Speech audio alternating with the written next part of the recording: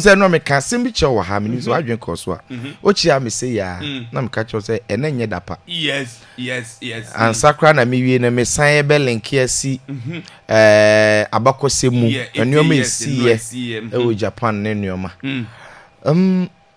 de ma ade ni timi me nra eye enuoma bebre na ni nyina ka asem ba ko pe ena de kire yin onim Dr. Omane Boama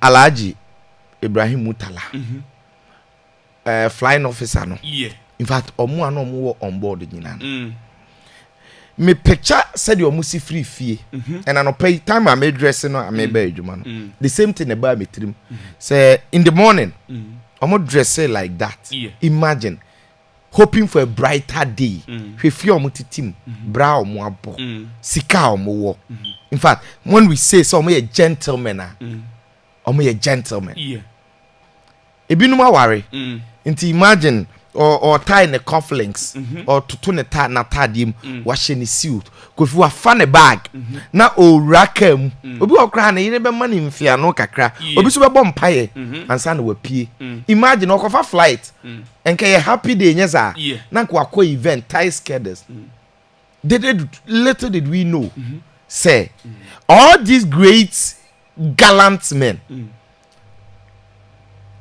omo ede ebi yusu V8 in fact oraka nim kura obi ne be bie gate ama na wuram for comfort and relaxation inti enyo no mpo ne betwi obi ne be drive no in fact police ni guide in the left guide in the right but emra o free fie atu spray papa bi dia gu no ho no kofi sani enim da send the return now the bebe fie no sabi ye de be gu koko bottom na ya chechira no na ye de abaawa no se de ye chechiri koko ne ye de awo nchen se de be ya enhwie ngu na kwabra ne de sidi tiri so na ya sesa wo mo agu koko bottom de omo aba fie e wo forest too in fact not even the cocoa farmers sabi a cocoa fu na e de ho ne ye omo de ampo ena dwene se e bi omo be wu okoko afuom say in fact you look at them and omo pictures close we are on omo then you realize say Kofi so all these people and I am na ye ka say omo ahye beyond recognition and anye no kre omo na ye say omo ahye na de ma bibia ye ya necessary why video na omo ko ho even late ehun session na de mo se wa anya hwe no de obi a wa anya hwe ni de wa anya hwe mpo ba ko no da nche na ho hye no de se wa anya hwe no mpo no eno no wa hye se bia ye nam anka ben kra abro so onu mpo no ye se wa anya hwe o but untimi identify say hwan ni ana hwan ni how much more Kofi in times like this, Nyoma bebre, na sa Nyoma we catch yes. Because these were great men. Because chilling evidence in dosun. Yes, it be flabro chilling in less than 24 hours in the buy. Now, yes, back on so worry 1 month ago, flying officer no. Yes, so worry just a month yeah. Until imagine, say the wife now. And in a family. Oh, you a family man. Oh, yes. Imagine, where you're both ministers, lady. But think about the young guys also. Because for you to be 20 years and now 30 thereabout, flying officer and the money chum and padu. Such a young guy. Now, what you do the level set by a flying officer only cheap plane. No, you were bushing near. Or you're a family man at this young age. Oh, you know, a great future. No more your asset. Squadron leader Peter Anala. Yes, in Abusian for say no cry. These are reported we are yet. Ninu two edi kan in the space of 3 months. Oba ba ko bema ba ko. Ene wa beka ho 3. Nti we na Abusian for how will you feel? So who Omane Boama maame no? Yeah. Yes, what you say? 87 years. Yes, ne maame di na bakro ba ko pe. Ba ko be were rising to the level of a defense minister. He was a potential presidential candidate. Obetime di mampanyini ama na ye could a clean sheet the nam. ene ya di cocoa bottle na akyekere wo mo di omo ba fie in fact sebi an robbers bi kura nwu sa wo we an robbers o ebi enwu sa wo we nti odwene ho because enye nkra bia asem a menya sure say nke ebuso omo so omo nim sa sika den bofu edu ho no ba bi omo ko omo nda ndwene kura say e de na besi e ho e na omo nkra bia ba kwesi nti anyoma ne de o kasa wo dwene ho onti ase na wiase no o te ho pay attention to details sometimes allow your instinct to talk to you chinene ne frustration any busy ne dos because a lot of news surrounding nyoma na ekoso ni nyina no kofi e kire se senka ebinum antie omu instant ebi anka news ni be bebri ebi anka nsem ne be ye basa sa even though nyoma bebri I see nyoma bebri asai program na omo kono it is confirmed say flyer no man panyini daso the president of Ghana or daso be and for the president that I know and the same flight and obefo because flight o manebo ama team there cabinet minister me no team ministers me no oh ko obefo bi je ne nkebesie what am I say e die ne besia all of a sudden obey say ompie unim dey enter the whole of assembly nyina ye nyahu no mampanyini picture you may not understand onu no all suffer the bitter pain yes her family no Dr. Sapon yes ne yere no paasu kofi nipa na ye bubu omudi look at their positions obi ye national party na wa power no or ye vice chairman party na wapa wono we vice chairman mayor Kumasi pen as Ashanti regional minister pen obi wom aside ministers no kofi I Samuel Abuaje former parliamentary candidate 2 times now to be able to fly with these ministers no should tell you say unye nipa hunu bi keke na squadron leader na flying officers no na sergeant NS Ado no so engineer Dema Alhaji Muniru deputy national security coordinator Dema semne yane say some penny for we Kofitako had no idea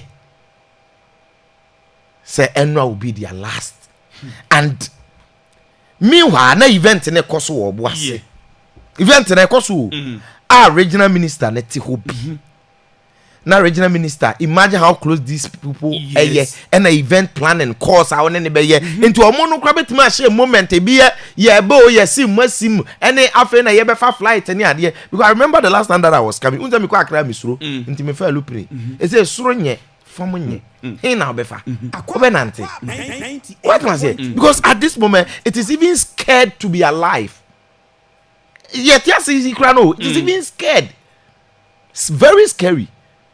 Na yabo minister man and the minister handled the news very well. Dr. Frank Amwakwene, right? Yeah. Ashanti Regional Minister. Yes.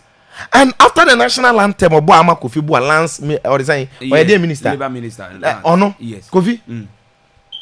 The way I was hearing this, as I was saying, describing me immediate reaction when I heard the news. And again, amonam koko na se me say na minim so obi na esesa ne koko unza na report until report an ka say the remains of ebinom omo ahye wo plane nim no na ye de omo aba Accra ya line adaka mako nwotwe asa the time na ya line up adaka nwotwe na ye se nipa nwotwe ne ni no certain things enya avoidable so the family of these people watch omabusuafo a omugu koko botom a omodeda kwabrane kon ho adaka ne na bia adaka ni na adaka ye esi ho ya nno anadwo na ye hwe no Kofi omampanyini ya mpio ba ho hwe bi but obi any idea say na busuani ne papa ne bra no ana ne ba no oshadaka number 1 ana oshadaka number 2 why way na way you have no idea the only man say adaka nwotwe ni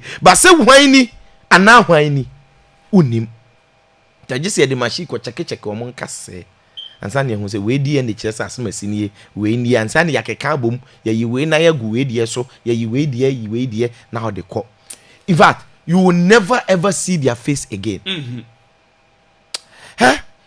Nyoma we nyina ka asem ba akopɛ na kyerɛ yɛn. And afenyoma can asem bi esen ke ye kan ma obi ate ase. Afei wiase nyina hu say in grief we stand together. And whilst we are alive, yen standing together. We fight for pesemin kuminya greed anibre me na me wasoro me so sin we. You get it? But emra ye nuamu we mu wuye no. Ye nyina ye hu say ye nyina ye nipa. Say ye nyina ye pe. Every day we are all together. Say national flag be a drop it. Yes. Politicians are no more posting propaganda ni agenda. Sir. Now say who did you cry now there? Oman sika kwa me show say that o say akon no so obewia because life is more precious. Meboa. Enti mra ye tiasi no. E na esi ehun se Kofi. Se omwa bi a say ye de boa ye ho because we came to live a very short life. Very very short life. What is sports if we are not alive? Kofi sports here. If we are not alive, what is sports? Enti ade na akoso ne de. In fact, words cannot explain. Words ain't mean chile. Family men no so. Kofi oman shedding. Oman shedding o. Oman shedding. Say ke your close relative. Nka beti ase. Nti me lumba nwum no ka say wi ase hom. Nipa ya medi chebi e be pay dini, e be ja legacy. Because it is only a dini legacy that can be eternal. What I say? But nyini che de wo de wan nyina cha yesen on 300. What am I say? But udina ubeja legacy na ubeja no. Ene betimia manchiri over 1,000 years your name will be mentioned. Inti wiase na ye won de obo oni anwunu hu mienu. Mra metie jana kakosa me hu so say. Se nuoma bebraye praye pe wo wiase nyina Kofita go. Da unwu yempa wote ase a wo se o ye real no. In fact, se wa pre anya sika asidan wo Islegon a odi nka ho na wa twero Kofita go me Islegon dan na me bre twen wo man so di soja langa na fa me ka ya de bia da makoma so da obehu na metimu no Richmond fa FM studio ma bia wiase obi ebo midin no adanse bona fa mi koko kese da se hwi say Amina fa wo na wo de ni bre ni de kakabin bu nkrofo ni ayi nyina no bicycle kura no Kofi unka ho nti nioma ni nyina no wa yedan waja no. So what is our purpose of existence? It is to help each other. Say the be at least say you at the age of 30, 40, 50 kura na you be a lasting memory, legacy be. Because it is only your name that can be remembered eternally, not your stay. Nra your house it is a lupe back so in chance na bi so. You say adwuma ko side ho. Adwuma ko. You see ehu yan so no so nkura na say oh no ba no so be land park bi so on pass him. Your why I say 2M Express bus bi ono so one train. Na minim say July na enye. From Ted Diego Jota that Lumba asolefo ya omukoyam ye. In fact ye mu bi hu nipa close relative nti say July na de enye. Na August no ni suba no Kofi yes enche so academy enu yes enu yes mbajo ai abreku ni afenze mamboro na bamboro ono so yes na no moto August no mo ame Kofi afi sports na kakra nyaza sports na is very important.